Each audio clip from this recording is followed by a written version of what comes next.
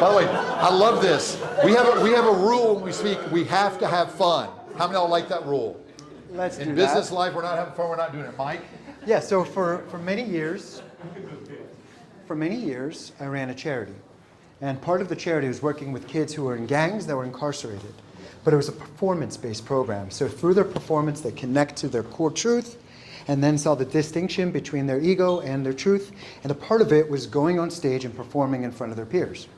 So this group practice and practice and practice for months for their first presentation, which was in front of 5,000 of their peers.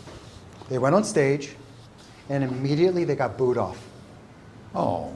They got booed off. And for me, actually, it was the greatest thing ever. And the reason why was because when we were back in the dressing room, one of them was throwing things at the wall, pissed off. He looks at me, and he goes, "What the hell did we practice for?" And I said, "Well, let me ask you something. Do you want to hold your head down, or do you want to get to the next level?"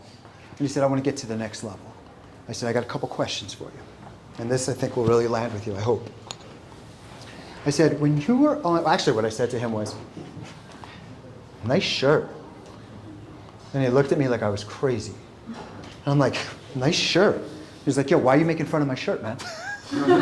Was that Miami? That was Miami. Attitude. And I'm like, "How am I making fun of your shirt? I literally just said it's a nice shirt." He's like, "Stop trying me, man. You know what you said. You're making fun of my shirt." I said, "Okay, here's the moment of truth. You want to get to the next level. What was your piece that you performed about?" And he sat there for a minute, and I saw him shift his physiology. I saw him shift. And he goes, "It was about my brother's death." And I said, "Tell me about your brother." And as he was talking about his brother, he started tearing. I said, "Now, be honest with me. When you were on stage, what were you focused on? Honestly." He was like, "I wanted to look good. I wanted them to like me." And I was like, "Right. And you were on stage like this, like that." And I said, "Nice shirt." He was like, "What are you doing?"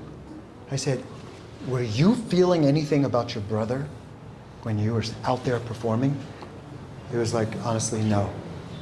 I said, "Well, if you're not feeling you, how are they going to feel you?" And so when Robert was asking you, what's the benefit of this? You're connecting to why you're doing this. You're connecting to the feeling that goes behind this. I have a saying, get out of your head and into the game. If you're worried about the sale, guess where you're not? In the game. You're not in the game. So when you're connecting with people and enrolling people into the vision of what's possible through your work, what's most important? You feel you. You feel you. And it has everything to do with your truth is like a fire.